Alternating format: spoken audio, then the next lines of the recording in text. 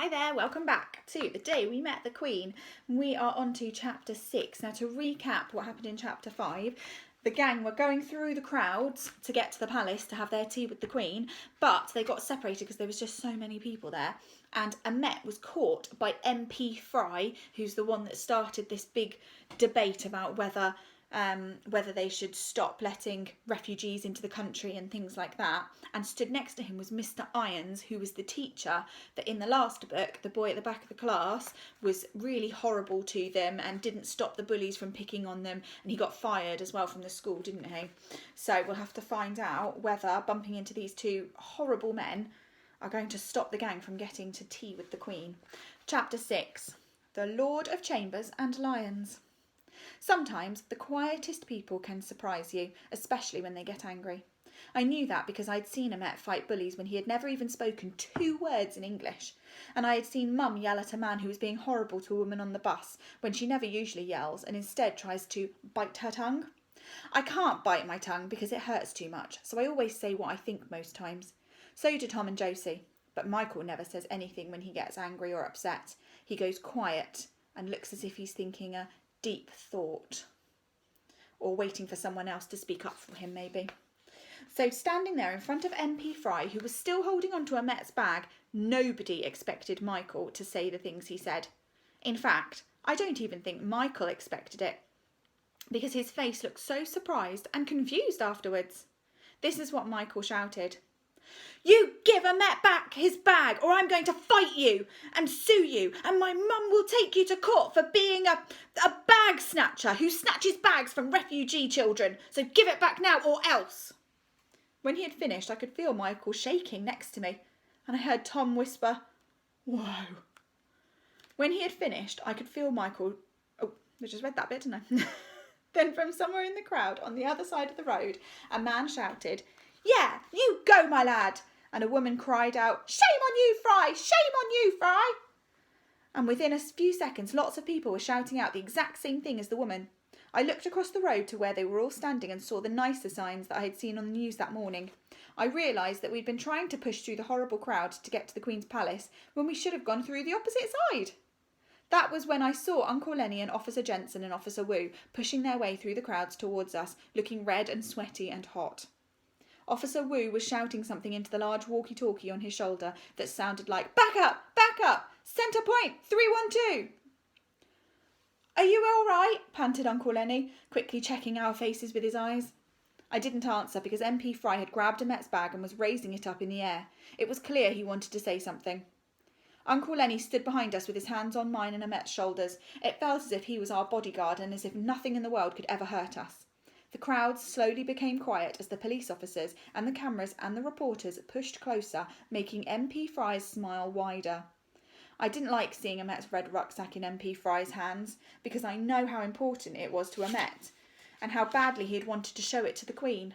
But I made myself stay still and wait because I knew I was too short to reach it. As MP Fry began to speak, half the crowd began to boo and hiss while the other half cried out, "Darn right!" There was a pounding in my ears just like a drum beat, so I couldn't hear any of his words except "Queen and country" and "duty." All around us, the crowd seemed to be getting bigger and taller, so I held on tighter to Amet's arm. I could tell he was getting angry because he was beginning to stand more stiffly and his hands were curled up into fists, just like they had done when he had roared at Brendan the bully in the playground once. But I knew we were safe because now a lot of other police officers had joined Officer Jensen and Officer Wu, and all of them were busy trying to make the crowd stay back and not squash us. I looked up at Mr. Irons and saw he was still smiling at us, as if seeing Amet upset made him happy. MP Fry was smiling too, so much that it was as if his teeth had taken over most of his face. He was waving at the people behind us and looking at the news cameras. Then suddenly he raised his hands a second time.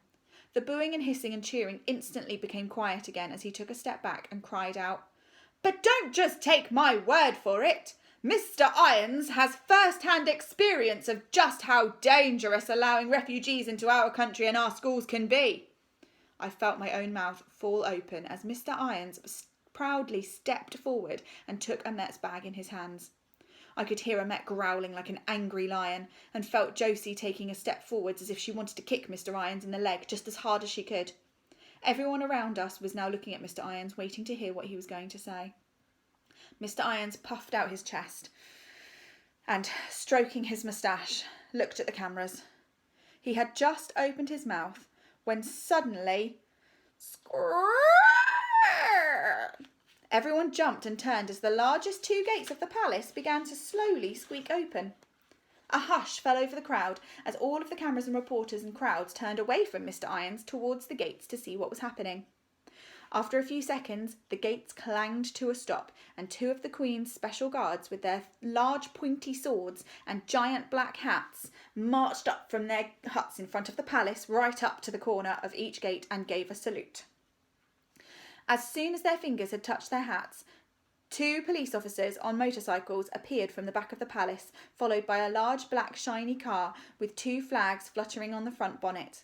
The flags were golden yellow and red and blue and showed dancing lions and a harp. Almost immediately, whispers and shouts began to fill the air. "It's the Queen! It's her butler! It's the royal baby! Quick, take as many photos as you can! Make sure you're rolling!" The police officers in yellow jackets began to wave the crowds back against the walls so that the car could come through the palace gates and out onto the road. Even MP Fry and Mr. Irons were forced to move to the side next to the Queen's large water fountain. I looked at the car and its dark windows and wondered if the Queen had become so angry with us for missing tea and making people argue outside her house that we had made her leave the country. I wished I could have made her understand that it wasn't our fault and that we'd tried our best to get to her on time. We watched as the car slowly rolled out of the gates and then headed towards the fountain. But instead of passing it by and continuing up the red road, it stopped, right in front of us. Annette grabbed my elbow and I grabbed Michael's as a door swung open. Everyone gasped as we waited to see who it was, hoping it would be the Queen. But it wasn't. It was a man.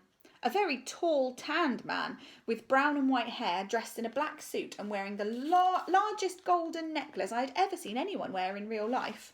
He looked like he could be the mayor, but I knew the Mayor of London was a woman named Pia McQuitt, and I had seen what she looked like in the newspapers, so I knew it wasn't her. Looking up and down at me, and Tom, and Annette, and Josie, and Michael, and bowing his head at Uncle Lenny, the man smiled and said, "I hear you're running slightly late for your scheduled meeting with the Queen." Josie nodded and opened her mouth, but instead of saying yes, she gave a hiccup so loud it seemed to echo across all of London. It made her turn so red that even her freckles disappeared. "Let me introduce myself. I am the Lord Chamberlain, and—" "Whoa! You mean you're the man who sent us our invitations?" interrupted Tom. The Lord Chamberlain smiled again. "And you must be Tom." Tom cried out, "Whoa!" again and looked at me. He poked Michael on the arm as if Michael might not have actually heard and whispered, "He knows my name." "And you must be Josie and Michael and Annette." Holding out his hand to each of them in turn, he shook theirs. Then he turned to me and introduced himself to me and Uncle Lenny too, and gave us a handshake that was as warm and soft as a slice of freshly baked bread. "As the Lord Chamberlain, I am responsible for overseeing all of Her Majesty's ceremonial duties, which includes looking after the very special guests' permitted entrance onto her grounds and chambers. The Queen has taken note of the cause for your delay and has sent me to fetch you, if you would kindly permit me to do so." You mean we get to go in your car?" asked Michael, so excited that he was pushing up his glasses even though they didn't have anywhere left to go. The Lord Chamberlain smiled and, stepping back behind the door, waited for us all to climb in. "We are going to meet Queen, yes?" asked Annette, squeezing my elbow even harder. I was too excited for words to come out, so instead I nodded as fast as I could. "Good," said Annette, as he turned around and took 3 steps up to Mr. Irons. Putting his hands on his hips, he shouted, "You give bag back to me! The Queen, she needs to see it. It is come all the way from Syria and is gift from Dad." With his face crumpled like a sulking baby's, Mr. Irons slowly reached out and gave Annette his red rucksack back. His nose began to whistle loudly and angrily like a very far-away train, and some people behind him began to mutter and whisper. But as soon as Annette had his bag given back in his hands, a deafening cheer rippled through the crowd. I waited for the boos and the hisses too, but there were none. The Lord Chamberlain had made them go silent. Then, just as we were about to climb in the car, the Lord Chamberlain turned to MP Fry and, in a voice that was different and stricter to the one he had used for us, said, "Her Majesty wishes to convey a message to you, sir." MP Fry stood up straight and held his nose high in the air, almost as high as Mr. Irons. "Yes," the Lord Chamberlain continued, his voice very loud and clear. "Her Majesty wishes to thank you for your concern regarding her position as the head of state, but she would like me to remind you that she has been in this honoured position for longer than you have been alive, and as the longest reigning monarch in history, she would also like to remind you of the depth and breadth of her knowledge as regards to her duties and limitations." MP Fry looked as if he didn't know what to say, and behind him, reporters and cameramen and lots of people in the crowd giggled and whispered. And then, as if his teeth were trying to stop his words from coming out, he replied, "Please thank Her Majesty for her kind reminder." The Lord Chamberlain smiled, and after making sure we were all seated safely in the car, calmly walked around to the front seat to sit next to the driver.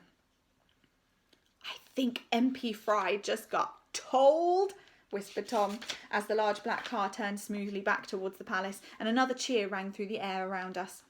I grinned and felt Uncle Lenny give my hand a squeeze as the flags with the golden lions and the lord who looked after them led us towards the Queen's grounds and chambers.